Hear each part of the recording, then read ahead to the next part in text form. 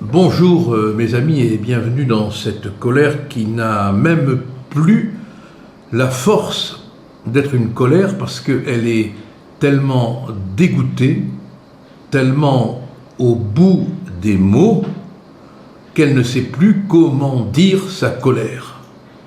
J'ai été écœuré par le comportement d'une journaliste et par le comportement d'une certaine presse. Vous me direz, c'est pas nouveau, ce n'est pas étonnant. Un petit garçon de 2 ans a été enlevé dans les Alpes de Haute-Provence et il a disparu depuis samedi. Les parents, vous imaginez, sont dans une angoisse crucifiante, effroyable. On cherche l'enfant, on se pose des questions, on ne le trouve pas. Et à l'instant où je vous parle, hélas, on ne l'a toujours pas retrouvé. Et les espoirs s'amenuisent bien sûr. Le procureur de la République a fait une conférence de presse. C'est à la mode maintenant les conférences de presse des procureurs.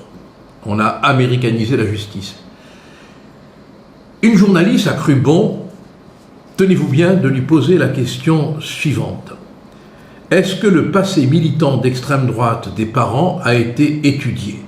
Est-ce que le passé d'extrême droite des parents a été étudié?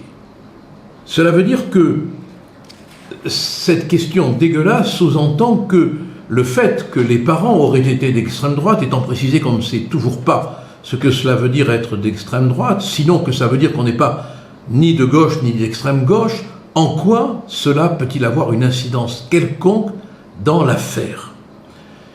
Et comment peut-on à ce point mépriser, méconnaître la souffrance aiguë qui rend hypersensible à tous des parents plongés dans un gouffre d'angoisse? Comment peut-on à ce point le méconnaître? Cette question laisse supposer que d'être d'extrême droite pourrait expliquer la disparition ou l'enlèvement de l'enfant.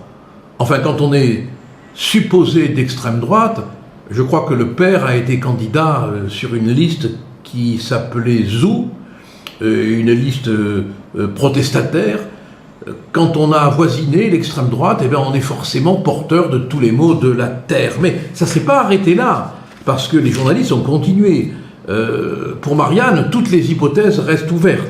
Les gendarmes s'intéressent, nous dit ce journal qui porte le nom de Marie et d'Anne, la Vierge et la mère de la Vierge. Toutes les questions restent ouvertes et les gendarmes s'intéressent notamment au passé politique des parents d'Émile. On s'intéresse au passé politique parce que le père a été candidat dans une élection ouverte, démocratique.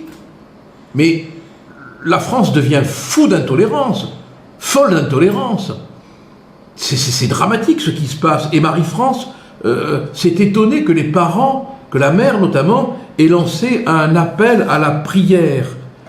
Et le Parisien de dire la famille d'Émile vivait un peu comme dans une secte. Pourquoi? Mais parce qu'ils sont chrétiens, parce qu'ils sont catholiques, et que dans leur désespoir, ils ont demandé qu'on prie. Alors aujourd'hui, être catholique, être chrétien, demander que l'on prie, c'est répréhensible, c'est stigmatisant. Ben moi j'admire ces parents.